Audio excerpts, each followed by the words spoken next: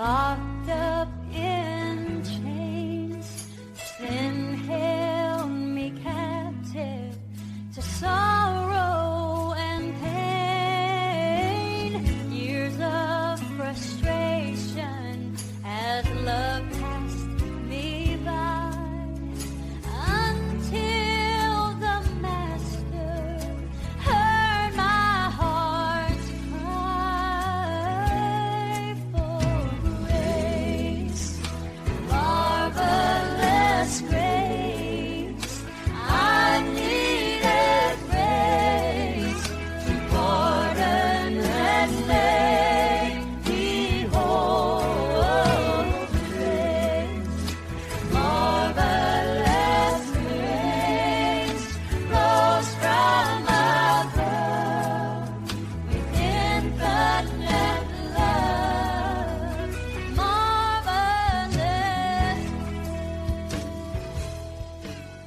Mga minamahal kong mga kaibigan at mga kapatid sa pananampalataya ng ating Panginoong Hesukristo, mga masugid nating tagapakinig ng ating programa, lalo na sa mga OFWs, sa biyaya ng Diyos, nais ko pong iparating sa inyo ang aming pagbati ng isang masaganang kapayapaan at pinagpalang araw sa ating lahat. Malugod ko pong anyayahan kayo ng pakikinig ng mensahe ayon sa salita ng Diyos dito sa ating palatuntunang pinamagatang biyaya at walang iba kundi ang biyaya ng Diyos.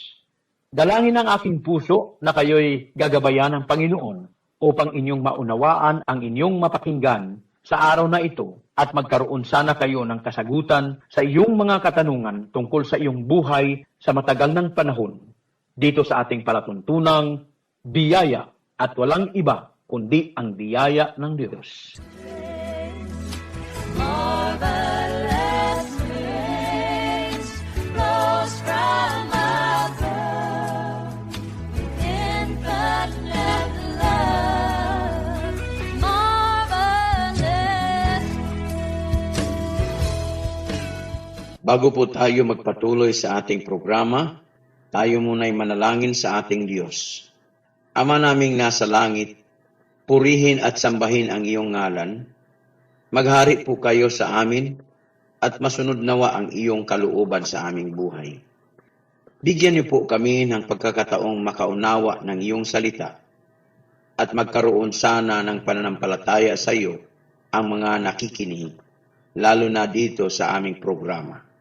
Pangunahan mo kami sa aming mga desisyon sa buhay, sa aming mga hakbang at mga gawain. Bigyan niyo rin po kami ng pusong masunurin sa iyo. Kung mayroon mang mga nakikinig ngayon na nasa mabigat na karamdaman, naway ipakita niyo po sa kanya ang kagalingan at lunas na kung saan iyon ang ginawa doon sa cross ng Kalbaryo. Bigyan niyo rin po ng pagkakataong magtagumpay ang mga pangarap ng bawat isa, lalo na kung ito'y para sa iyong kaluwalhatian. Dalangin ko, O Diyos, na lalo mong pagpapalain ang mga kapatiran at kaibigan na makibahagi at sumuporta sa gawaing ito. Bigyan niyo rin po ng pagkakataon ang mga magnanais na magpapagamit sa iyo para magpatuloy ang ganitong gawain. Ingatan niyo rin po kami sa araw-araw naming pamumuhay, gayon din ang mga kaibigan at kapatiran namin sa iba't ibang bansa na naghahanap buhay. Ingatan niyo po sila, ang kanilang sarili, mga mahal sa buhay, ang kanilang trabaho, at lalo na ang kanilang espiritual na buhay. Nawa ay magkakaroon sila ng tunay na relasyon sa iyo upang maging tagapagmana ng iyong kaharian. O Diyos, ibalik namin ang pagpupuri at pasasalamat sa iyo sa kapangyarihan ng iyong banal na Espiritu at sa pangalan ng iyong bugtong anak na si Hesukristo. Amen. Thank you, Lord, for your blessing on me.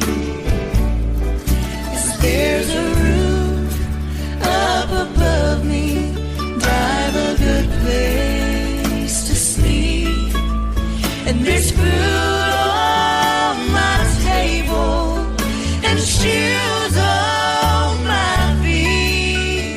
You gave me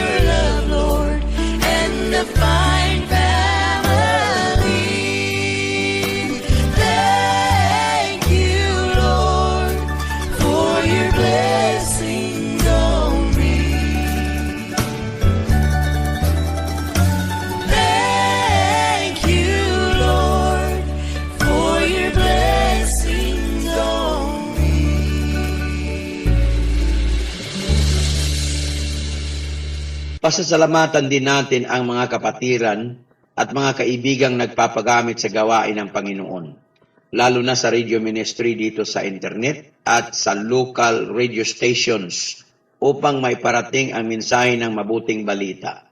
Ipaabot din natin ang pangungumusta sa lahat ng mga nakikinig at pasasalamat sa lahat. Pagpapalain kayo ng Panginoon at maging maayos ang inyong pamumuhay sa lahat ng panahon. Someone is praying for you. Someone is praying for you. So when it seems you're all alone and your heart will break in two, remember someone is praying for you.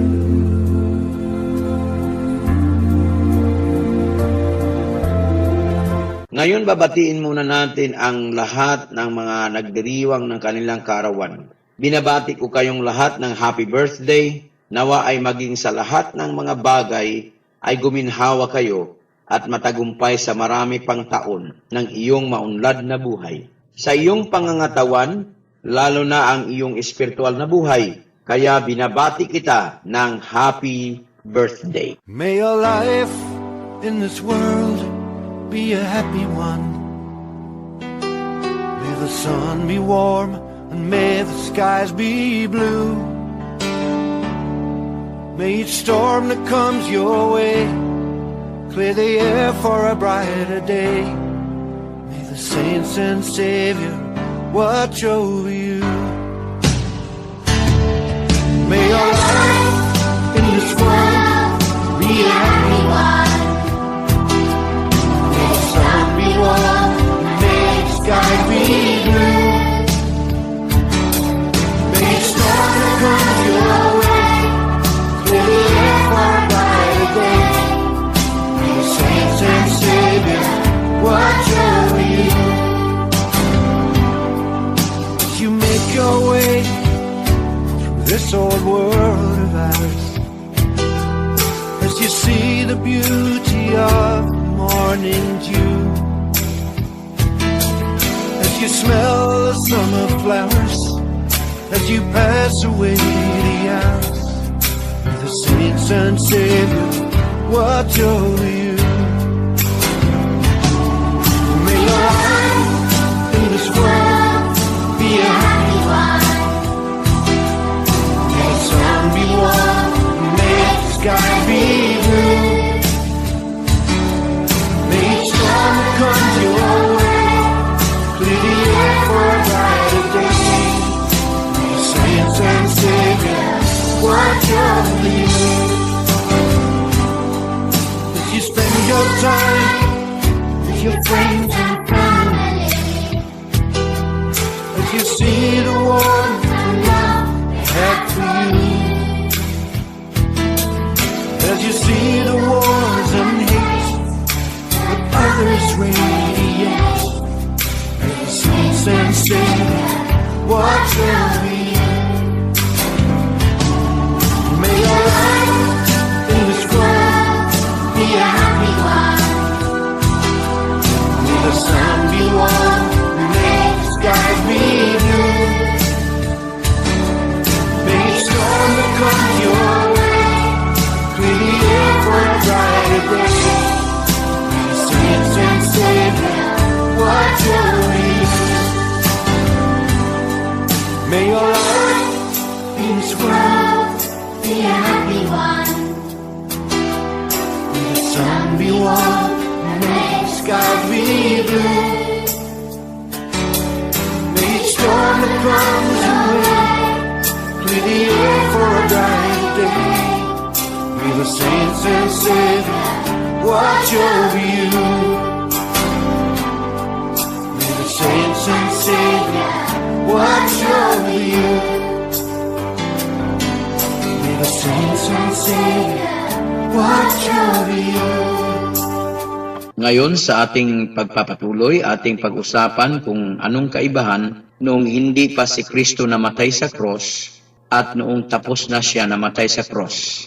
Bago natin ito pag-usapan, kailangan malaman natin kung paano niya binigyan ng pagpapahalaga ang kautusan at batas nung siya ay nandirito pa. Sa Matthew chapter 5 verse 17, sinabi dito, "Huwag ninyong isiping ako'y naparito upang sirain ang batas o ang mga propeta. Ako'y naparito hindi upang sirain, kundi upang ganapin." Think not that I am come to destroy the law or the prophets. I am not come to destroy, but to fulfill. Hindi siya pumarito upang sirain niya ang batas, kundi tuparin ito. Kailangan maintindihan natin na may kaibahan ang ibig sabihin ng ganapin o tuparin kaysa ipatupad. Hindi siya pumarito para ipatupad niya sa atin ang batas, kundi pumarito siya upang tuparin niya kung ano ang nakasaad doon sa batas. Bakit hindi niya sinabi sa tao na tuparin ang batas? Hindi niya sinabi ito sapagkat nalabag na nga ito at ang ibig sabihin tayo'y nangagkasala na nga. Sa Romans chapter 3 verse 23, sinabi, sapagkat ang lahat ay nangagkasala nga at hindi nangakaabot sa kaluwalhatian ng Diyos. For all have sinned and come short of the glory of God. Kaya po, ayon sa nakasulat sa Biblia sa Romans chapter 6 verse 23, sapagkat ang kabayaran ng kasalanan ay kamatayan. For the wages of sin is death. Kaya kung nais mong tuparin ang batas, ay kamatayan ang nararapat sa atin. Dahil tayo nga ay nangagkasala na. Hindi na po natin maibalik ang ating kalagayan doon sa pagkawalang kasalanan o hindi makasalanan. Kaya ganon ang nangyari sa ating Panginoon upang matupad niya ang batas ay kamatayan ang kabayaran. Dahil ito ay ginawa niya para sa ating mga kasalanan. Ngayon, dumako tayo doon sa ating pag-usapang bagay kung ano ang kaibahan noong si Kristo ay hindi pa namatay sa cross at noong tapos na siyang namatay sa cross. Kung ating pagbabatayan ang ating paniniwala ngayon, meron po kaya tayong makitang pagkakaiba? Una, noong hindi pa siya namatay sa cross, kung ating pag-usapan ang patungkol sa pag-ibig ng Diyos at sa tao, ang sabi ng Biblia sa Mark chapter 12 verse 30, na sabi, "At ibigin mo ang Panginoon mong Diyos ng buong puso mo, at ng buong kaluluwa mo, at ng buong pag-iisip mo, at ng buong lakas mo." And thou shalt love the Lord thy God with all thy heart, and with all thy soul, and with all thy mind, and with all thy strength. Kailangan malaman mo na ang Matthew, Mark, Luke at ang John ay nasulat po noong tapos na namatay ang Panginoon. Ngunit ang karamihan ng mga pangyayari na nakasulat dito ay noong buhay pa ang Panginoon. Ibig sabihin, hindi pa siya namatay sa cross. Kaya po ang batas at kautusan noong kanyang panahon ay dapat tuparin. Ngayon kung ang pag-ibig sa Diyos ang ating pag-usapan gaya ng sinabi dito sa Mark chapter 12 verse 30, at ibigin mo ang Panginoon mong Diyos ng buong puso mo, at ng buong kaluluwa mo, at ng buong pag-iisip mo, at ng buong lakas mo. Ito po kaya ang nagagawa natin kahit hanggang ngayon. Meron po ba tayong pag-ibig sa Diyos na buong puso, buong kaluluwa, buong pag-iisip, at buong lakas? Sa buong puso po ba natin siya lang po ang nakatira dito at siya ang naghahari? Sa buong kaluluwa po natin, siya lang po ba ang ating pinag-aalayan at sinasamba? Sa buong pag-iisip po natin, siya lang po ba ang nilalaman nito? Sa buong lakas po ba natin, ay siya lang po ba ang gumagamit nito? Kung ang ganitong mga katanungan ay hindi natin masagot ng 100%, ibig sabihin, hindi natin sinunod ang kanyang kautusan. Maari pa po ba natin masabi ang sinabing buong puso, buong kaluluwa, buong pag-iisip at buong lakas? Kung hindi naman buo, edi barya na lang. Ganun po ba? Ano po ba ang ating magagawa kung ito nga ang buong nangyayari sa atin? Kung pag-ibig sa Diyos ang ating pag-uusapan, hindi po natin nasunod. Ito pa naman ang naunang kautusan. Ngayon, dito natin makikita ang kaibahan nung matapos na siyang namatay sa cross. Una, ating nalaman kung ano ang sinabi patungkol sa pag-ibig natin sa Diyos nung hindi pa siya namatay sa cross. Ngayon, nung siya ay namatay na sa cross, ganito na ang sitwasyon sa pag-ibig ng Diyos at sa tao. Sa 1 John chapter 4 verse 19, sinabi, tayo'y nagsisiibig sa Kanya sapagkat siya'y unang umibig sa atin. We love him because he first loved us. Ang Kanyang pag-ibig sa atin ay Kanyang ipinakita sa pamamagitan ng Kanyang kamatayan. Ang sabi nga dito sa Romans chapter 5 verse 8, datapwat, ipinagtatagubili ng Diyos ang Kanyang pag-ibig sa atin, na nang tayo'y mga makasalanan pa, si Kristo ay namatay dahil sa atin. But God commendeth his love toward us, in that while we were yet sinners, Christ died for us. Inihabilin o ipinagkatiwala ng Diyos ang Kanyang pag-ibig sa atin, kahit nung tayo'y mga makasalanan pa. Si Kristo ay namatay dahil sa atin. Kahit tayo'y hindi mapagkatiwalaan, mga salawahan tayo, mga palingkasi tayo, minsan ay pinapalitan natin siya ng ibang iniibig, ipinagkatiwala pa rin niya sa atin ang Kanyang pag-ibig. Nung hindi pa siya namatay sa cross, sinabi niyang iibigin mo ang Panginoon mong Diyos ng buong puso mo at ng buong kaluluwa mo, at ng buong pag-iisip mo at ng buong lakas mo. Hindi natin ginawa, kaya siya na lang ang gumawa nung tayo'y makasalanan pa.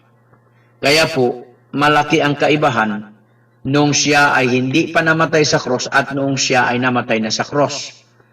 Ngunit ang karamihan ay nais pa rin nilang ipatupad ang ganitong kautusan.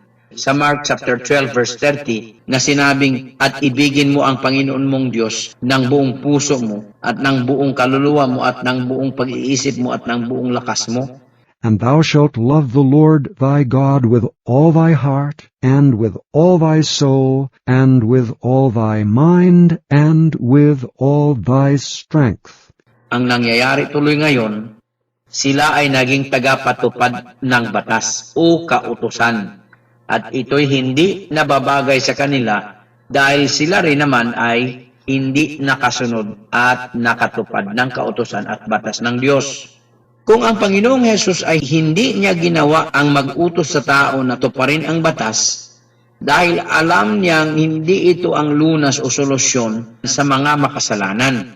Kaya nga, siya na mismo ang nagligtas sa atin, at ito'y napakalaking biyaya sa atin na magkaroon tayo ng libreng kaligtasan at magkaroon tayo ng buhay na walang hanggan dahil sa Kanya.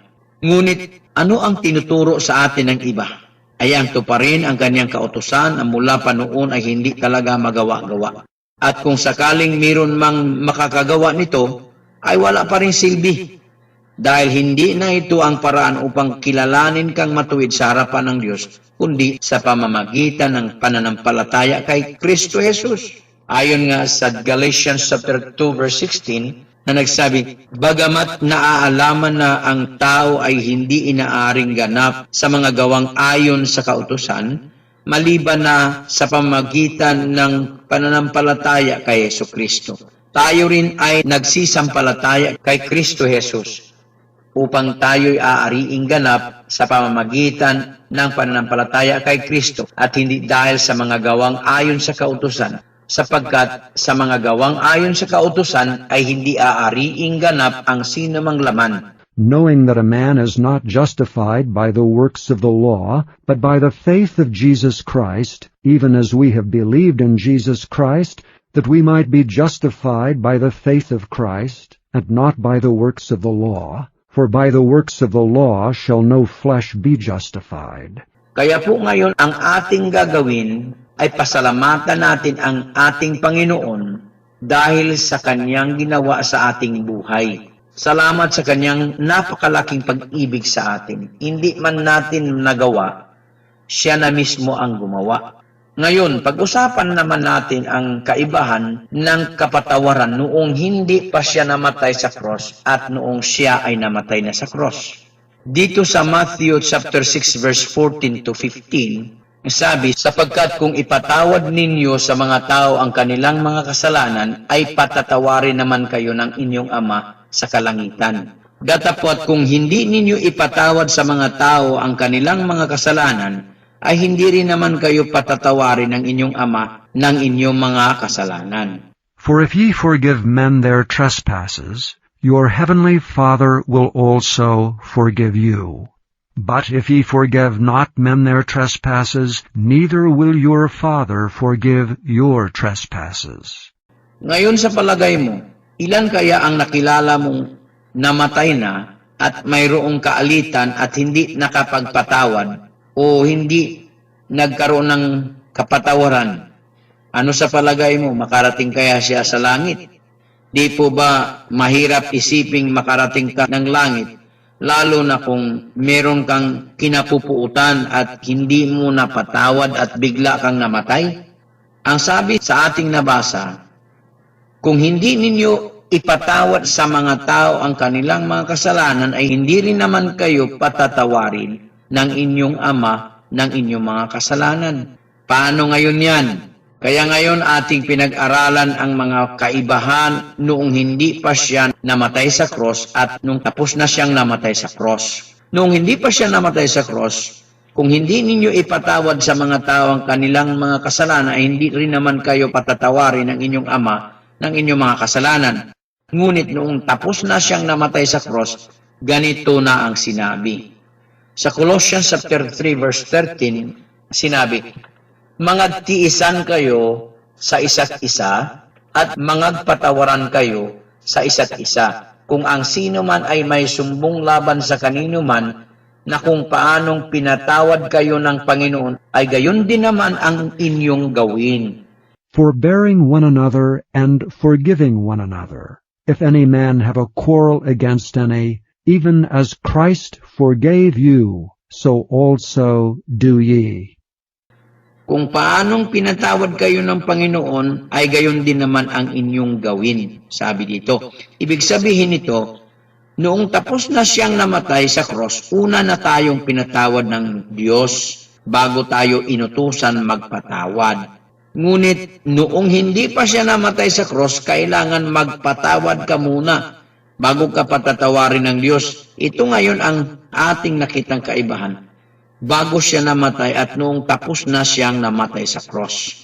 Sa Ephesians chapter 4 verse 32 ang sabi, at magmagandang loob kayo sa isa't isa, mga mahabagin na mangagpatawaran kayo sa isa't isa, gaya naman ng pagpapatawad sa inyo ng Diyos alang-alang kay Kristo. And be ye kind one to another, tender-hearted, forgiving one another, even as God for Christ's sake hath forgiven you.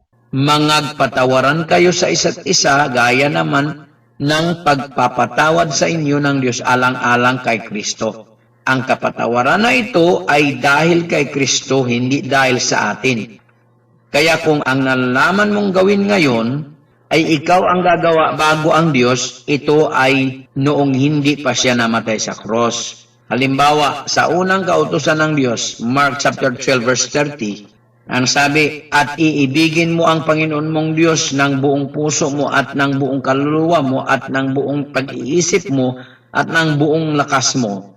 And thou shalt love the Lord thy God with all thy heart, and with all thy soul, and with all thy mind, and with all thy strength. Kung ikaw ang unang gumawa nito, na hindi mo naman magawa-gawa, abay, ang pinaniwalaan mong gawain ay noong hindi pa siya namatay sa cross. Dapat mong alalahaning tapos na siyang namatay sa cross at tayo ngayon ay nagtatamasa na lamang kung ano ang kanyang ginawa. Ang tawag nito ay biyaya at wala ng iba kundi ang biyaya ng Diyos. Kung ang pinaniwalaan mong dapat mong gawin ay magpatawad ka muna para patatawarin ka rin ng Diyos na hindi mo naman magawa-gawa, abay ang pinaniwalaan mong gawain ay noong hindi pa siya namatay sa cross. Kaya yun ang kaibahan na dapat nating malaman. Kasi karamihan sa atin ay sumampalataya nga tayo sa Kanya, ngunit ang ating pinaniwalaang gawain ay parang hindi pa rin siya namatay sa cross. Ngayon, pag-usapan na naman natin kung ano ang kaibahan nung hindi pa siya namatay sa cross at noong tapos na siya namatay sa cross patungkol sa pagpapala. Karamihan sa atin ay gumagawa pa rin ng ganitong gawain dahil yun nga ang kanilang paniniwala. Kung ikaw ang aking tatanungin ngayon, ano ang dapat mong gawin para pagpapalain ka ng Diyos? Siyempre, ang madali mong kasagutan ay sundin ang utos ng Diyos. Natural, kailangan natin sumunod sa utos ng Diyos. Ngunit, saan bang utos ang sinasabi mo patungkol sa pagpapala upang ikaw ay pagpapalain? Siguro naman ito ang inyong nalalaman dito sa Deuteronomy chapter 28 verse 1 and 2. At sinabi, at mangyayaring kung iyong didingging masikap ang tinig ng Panginoon mong Diyos upang isagawa ang lahat niyang utos na aking iniutos sa iyo sa araw na ito, ay itataas ka ng Panginoon mong Diyos sa lahat ng mga bansa sa lupa. At ang lahat ng pagpapalang ito ay darating sa iyo at aabot sa iyo kung iyong didinggin ang tinig ng Panginoon mong Diyos. And it shall come to pass, if thou shalt hearken diligently unto the voice of the Lord thy God, to observe and to do all his commandments which I command thee this day, that the Lord thy God will set thee on high above all nations of the earth. And all these blessings shall come on thee, and overtake thee, if thou shalt hearken unto the voice of the Lord thy God. Alalahanin mong sinabi rito kung iyong didingging masikap ang tinig ng Panginoon mong Diyos upang isagawa ang lahat niyang utos na aking iniutos sa iyo sa araw na ito. Ang lahat niyang utos. Para sa iyo, magagawa mo bang isagawa lahat ng utos ng Diyos? Dahil sinabi nga dito na isagawa lahat ng utos niya. At ang lahat ng pagpapalang ito ay darating sa iyo at aabot sa iyo. Ngayon, kung hindi niyo ito magawa-gawa, hindi mo makukuha ang pagpapala ayon dito sa ating nabasa. Dagdag pa nito, kapag hindi mo sinunod ang kanyang mga utos, may sinabi dito sa Deuteronomy chapter 28, verse 15, na sinabi, ngunit mangyayari na kung hindi mo didinggin ang tinig ng Panginoon mong Diyos, na isasagawa ang lahat ng kanyang mga utos at ang kanyang palatuntunan na aking iniutos sa iyo sa araw na ito, na ang lahat ng sumpang ito ay darating sa iyo at aabot sa iyo. But it shall come to pass, if thou wilt not hearken unto the voice of the Lord thy God, to observe to do all his commandments and his statutes which I command thee this day, that all these curses shall come upon thee and overtake thee. Kaya nung hindi pa namatay si Kristo, ito ang nangyayari sa atin. Ang lahat ng sumpang ito ay dumating sa atin dahil hindi natin nasunod ang lahat ng kanyang utos sa atin. Kaya kung ang ating pag-akala, pagpapalain tayo dahil sinunod natin ang kanyang utos, nagkakamali po tayo. Dahil ang sabi niya, ang lahat ng utos ay ating sundin, ngunit alam natin hindi talaga natin nasunod ito. Kaya, hindi talaga totoong pinagpala ka dahil sa iyo, kundi dahil sa Panginoon. Kaya ito ang kaibahan noong hindi pa si Kristo namatay sa cross at noong siya ay namatay na sa cross. Noong hindi pa siya namatay sa cross, tayong lahat ay nailalim sa sumpa dahil tayong lahat ay hindi nakasunod ng lahat ng kanyang kautusan. Sa Galatians chapter 3 verse 10, sabi, sapagkat ang lahat na sa mga gawang ayon sa kautusan ay nasa ilalim ng sumpa, sapagkat nasusulat, sinusumpa ang bawat hindi na nanatili sa lahat ng mga bagay na nasusulat sa aklat ng kautusan upang gawin nila. For it is written, Cursed is every one that continueth not in all things which are written in the book of the law to do them. Kaya noong siya ay namatay na sa cross, tayo ay tinubos niya sa sumpa. Sa Galatians chapter 3 verse 13, sabi, sa sumpa ng kautusan ay tinubos tayo ni Kristo, na naging sumpa sa ganang atin, sapagkat nasusulat, sinusumpa ang bawat binibitay sa punong kahoy. Christ hath redeemed us from the curse of the law, being made a curse for us. For it is written, Cursed is every one that hangeth on a tree. Bakit niya tayo tinubos?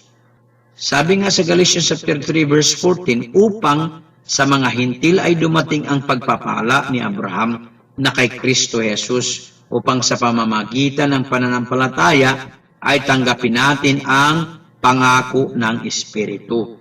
That the blessing of Abraham might come on the Gentiles through Jesus Christ, that we might receive the promise of the Spirit through faith. Kaya ngayon, ito ang kaibahan nung siya ay hindi pa namatay sa cross at nung siya ay namatay na sa cross.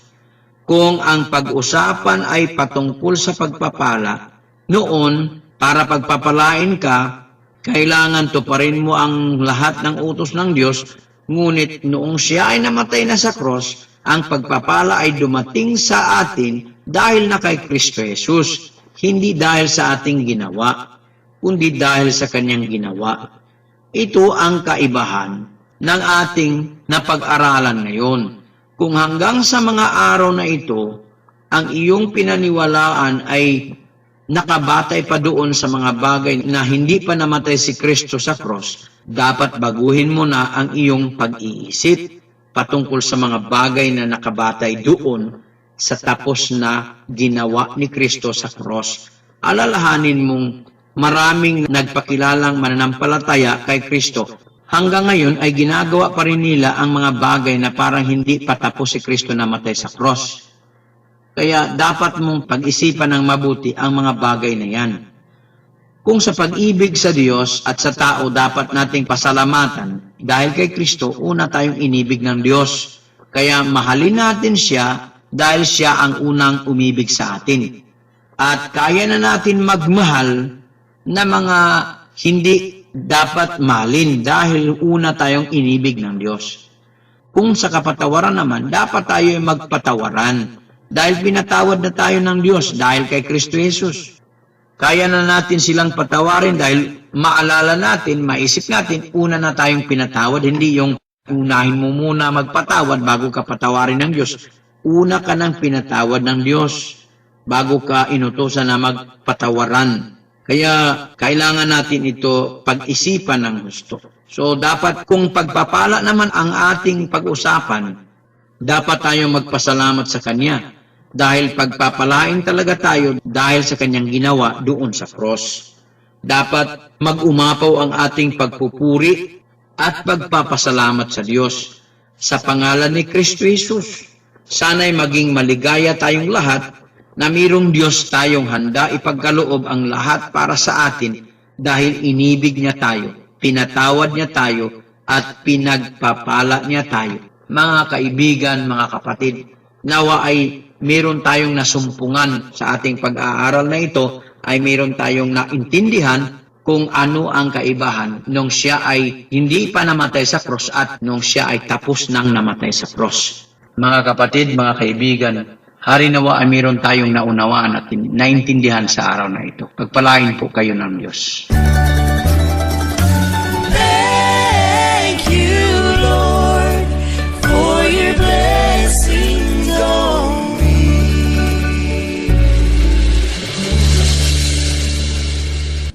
Just the time I feel that I've been caught in the mire of sin. Just the time I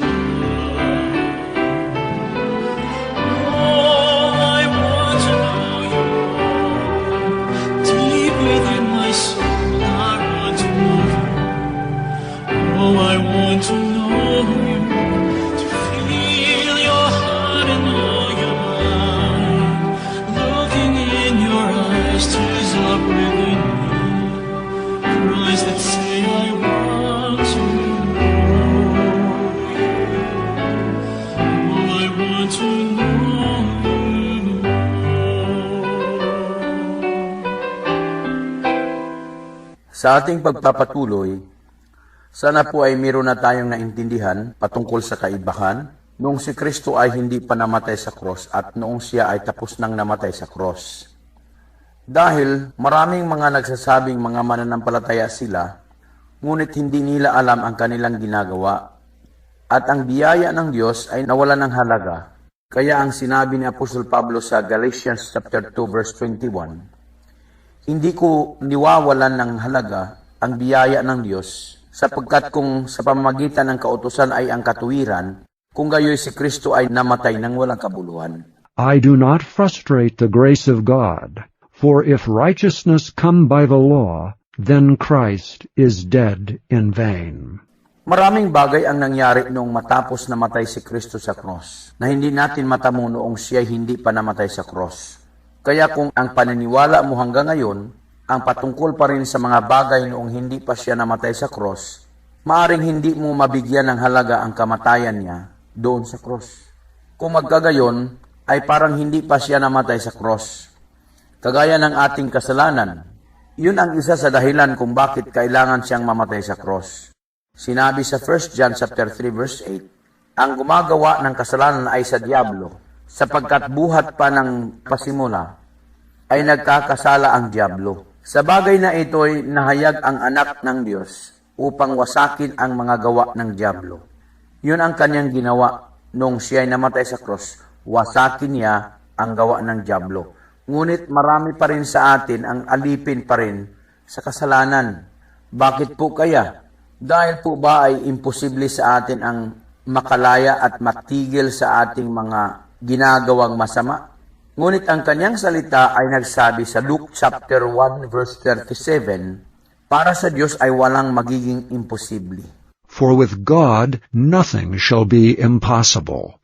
Kung tunay tayong mananampalataya sa Panginoong Hesus at naniwala tayong makapasok tayo sa kanyang kaharian, na ito'y bagay na imposible para sa atin at posible para sa Diyos, dahil tinubos niya tayo, hinugasan niya tayo, ginawa niya tayong matuwid, ginawa niya tayong banal at binigyan niya tayo ng karapatang maging anak ng Diyos upang tayo ay makapasok doon sa kanyang kaharian, sapagkat ang mga tagapagmana lang po ang makakapasok doon. Ang mga bagay na ito ay mga imposible sa atin, ngunit naging posible dahil sa Panginoong Hesus. Ngayon, ating pag-aralang mabuti, bakit kaya ng Diyos ang gawin akong matuwid, gawin akong malinis, gawin akong banal, gawin akong anak upang magmamana ng kanyang kaharian? Ngunit hindi po ba niya kayang palayain ako sa aking masamang bisyo? Di po ba para sa Diyos walang magiging imposible? Ito ngayon ang malaking katanungan para sa atin. Kung sinabi natin na tayo mga anak na ng Diyos o mananampalataya na sa Panginoong Hesus, at kung nanatili pa rin tayo sa masasamang bisyo, bakit kaya nagkaganon? Baka naman hindi pa natin tinanggap si Jesucristo na Panginoon ng ating buhay. Bakit parang imposible pa sa iyo ang mga bagay na dapat mangyari na sa iyo, ngunit ngayon hindi pa rin mapalaya sa mga gawaing nakakasama sa ating sarili? Kasi ang sabi sa Biblia sa 1 John chapter 1 verse 6, kung sinasabi nating tayo ay may pakikisama sa Kanya at nagsisilakad tayo sa kadiliman, ay nangagbubulaan tayo at hindi tayo nagsisigawa ng katotohanan. If we say that we have fellowship with him and walk in darkness, we lie and do not the truth. Kaya po, nararapat lang na ating usisahin ang ating mga sarili kung tayo'y tunay nga bang mga mananampalataya sa Kanya. Kasi bakit hindi tayo mabago-bago at patuloy pa rin tayo sa ating mga layaw, sa ating kagustuhan, hindi pa rin siya ang ating sinusunod? Kung sinasabi natin siya ang ating Panginoon, bakit hindi siya ang ating sinusunod? Bakit tayo pa rin ang nasusunod? Kaya sabi tuloy ng Panginoon sa Luke chapter 6 verse 46, at bakit tinatawag ninyo ako Panginoon, Panginoon, at di ninyo ginagawa ang mga bagay na aking sinasabi? And why call ye me Lord, Lord, and do not the things which I say? Kaya ganon ang nangyayari sa karamihan ngayon. Pagdating naman sa kanilang paniniwala, abay nakatuon pa rin sila doon sa dating alam nilang gagawin, na hindi naman nila magawa-gawa. Kung pag-iisipan nating mabuti, parang hindi pa namatay si Kristo doon sa cross. Kahit sa batas na dati nang nalabag at di nasunod, ay pilit pa rin nilang sinasabing yun ang dapat nilang sundin. Samantalang alam talaga nila na wala silang nagawa-gawa. Maraming nagpakilalang mga Kristiyano raw sila. Ngunit hindi naman nila pinaniwalaan ang ginawa ni Kristo doon sa cross. Alam niyo po ba na doon sa kanyang kamatayan sa cross, tayo ay pinapaging banal? Sa Hebrews chapter 10 verse 10, sabi, sa kaluubang yaon tayo'y pinapaging banal sa pamamagitan ng pagkahandog ng katawan ni Kristo na minsan magpakailanman.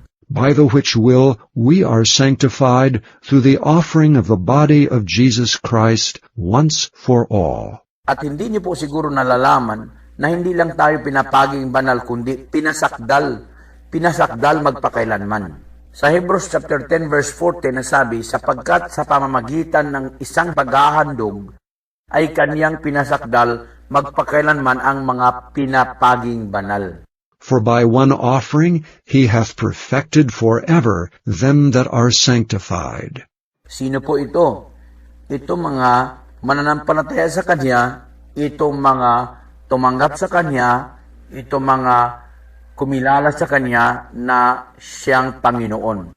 Kaya nga lang, ayaw mong paniwalaan ito. Kaya ang nangyari tuloy sa kamatayan ni Kristo sa cross para sa iyo ay naging walang kabuluhan.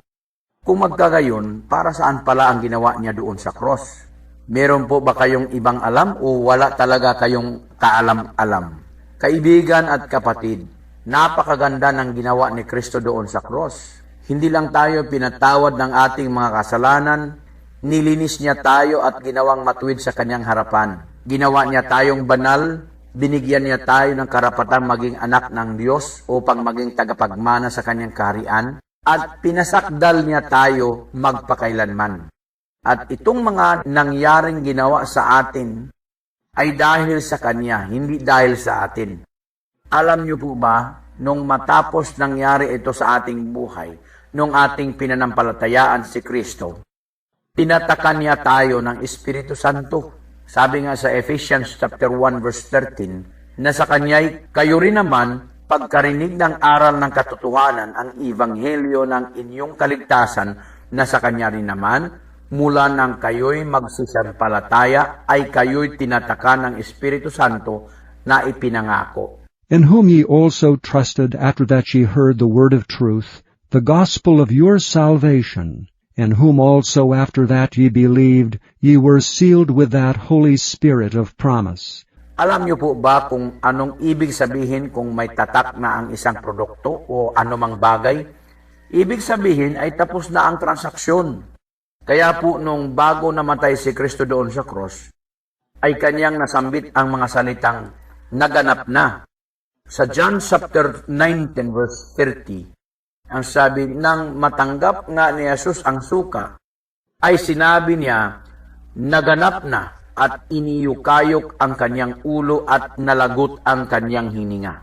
When Jesus therefore had received the vinegar, he said, It is finished. And he bowed his head and gave up the ghost. Alam niyo po bang kahit sinabi na ni Kristo ang salitang naganap na, marami pa rin taong pilit ginagawa ang tapos ng ginawa ni Kristo.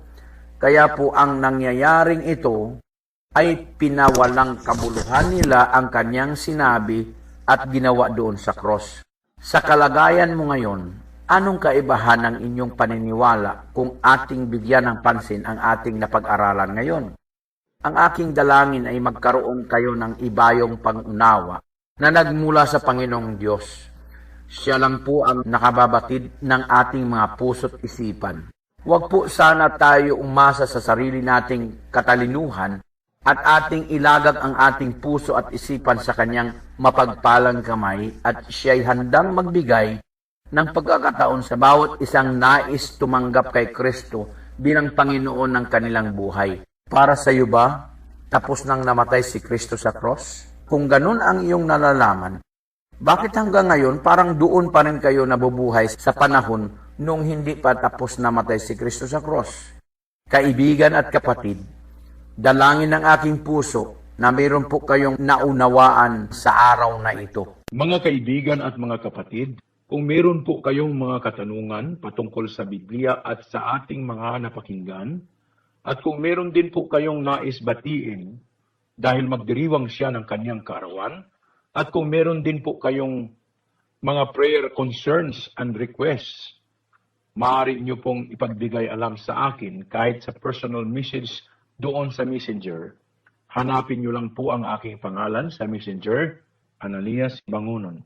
At maaari nyo rin ipadala through text messages sa 0950-3689-617. Ulitin ko po, 0950-3689-617. Sana po ay pagpalain kayo ng Diyos. Mga kaibigan, kababayan at mga kapatid, natapos na naman ang ilang minuto ng ating pakikinig dito sa ating palatuntunang pinamagatang Biyaya at walang iba kundi ang biyaya ng Diyos. Ang programang ito ay iyong mapakinggan tuwing Sabado, 7 a.m. to 8 a.m. at tuwing Linggo, 7 a.m. to 8 a.m.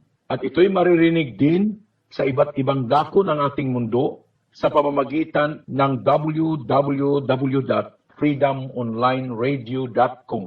Kaya po hanggang sa muling pagkakataon, ang inyong lingkod, Pastor Ananias Canhizan Bangunon, sa Bethany Baptist Church sa Arizobal Corner, Orbestondo Streets, Barangay Magusilong, Cantilan, Surigao del Sur, ay magsasabi, ang biyaya at pagpapala ng Diyos ay mamayani sa bawat isa. Purihin ang Diyos at maraming salamat.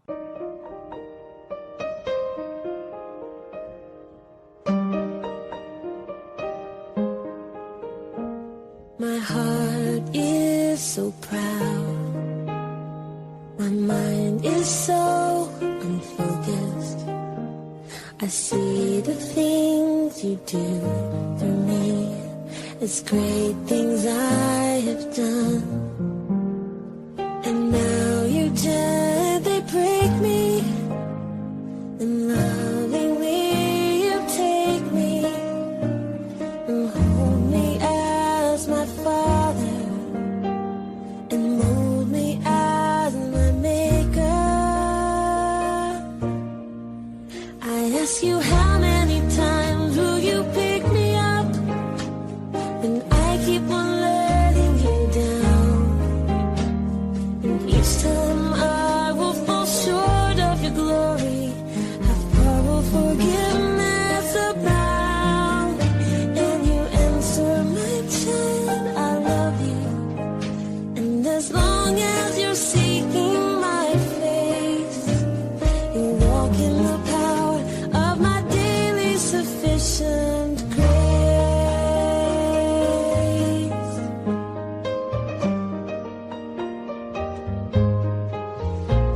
At times I make my way and feel a bit discouraged, knowing that someone somewhere could do a better job. For who am I to serve you?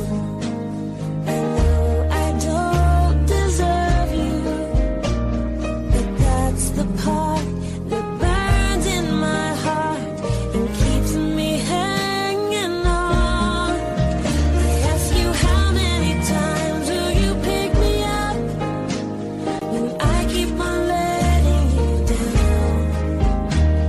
And each time I will fall short of your glory, how far will forgiveness abound?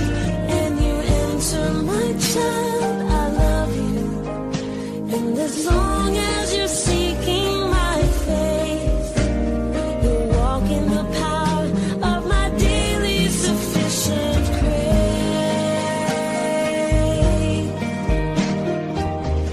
You are so patient with me, Lord.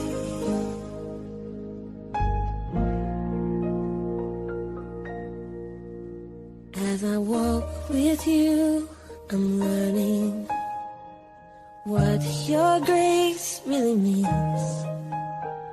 The price that I could never pay was paid at Calvary. So instead of trying to repay you, I'm learning to simply obey you by giving up my life to you for all that you've given to me. I ask you, how many times will you pick me up when I keep on letting you down? And each time I will fall short of your glory.